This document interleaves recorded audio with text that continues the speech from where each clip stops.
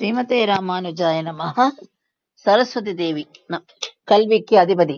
அவ தான் நமக்கு நாலேஜையும் விஸ்டமையும் கொடுக்கறா. அவளுடைய அருள் இருந்தாதான் நம்மளால கல்வியில சிறந்து விளங்க முடியும். இவ ஸ்ரீ ராமானுஜருக்கு நேர்ல தோன்றி அவருக்கு அருள் புரிஞ்சிருக்கா. ஸ்ரீ ராமானுஜர் காஷ்மீர் போறார். பிரம்மசூத்திரம் என்ற நூலு அதுக்கான கமெண்ட்ரி எழுதுறதுக்கு. அந்த மூல நூல் காஷ்மீர்ல தான் இருக்கு. அதனால அங்க போறார். அங்க ராஜா கிட்ட பர்மிஷன் வாங்குறார். அந்த புக்கையும் எடுத்துக்கிறார். அவரோட கூரத்தாழ்வான் அவருடைய சிஷ்யரும் போறார்.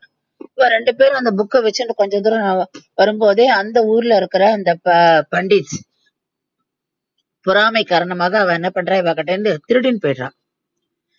ராமானுஜர் ரொம்ப கஷ்டப்படுறார். இப்படி போயிடுத்தே புக் அப்படின்னு. அப்ப கூரத்தாழ்வான் சொல்றாரு, இல்ல நான் படிச்சுட்டேன், ஃபுல்லாவே படிச்சுட்டேன்.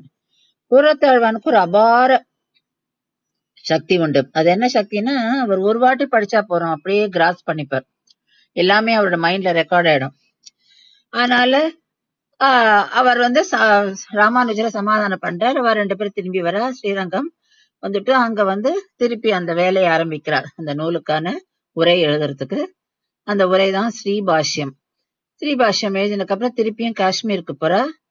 போயிட்டு சரஸ்வதி தேவியும் பாக்குறா. அப்ப சரஸ்வதி தேவி ராமானுஜருடைய அந்த இன்டர்பிரேஷன் ஆஃப் வேதாஸ், பிரம்மசூத்ரா, அதை பத்தி ரொம்ப சந்தோஷப்படுறாரு இருக்கிறத பார்த்துட்டு இவருக்கு ஸ்ரீ பாஷ்யக்காரர் அப்படின்ற டைட்டிலையும் கொடுக்கிறா. ஸ்ரீ பாஷ்யக்காரர் என்ற பட்டத்தோட சரஸ்வதி தேவி அவருக்கு ஸ்ரீ அயக்ரீவரோட விக்கிரகத்தையும் கொடுக்கிறா.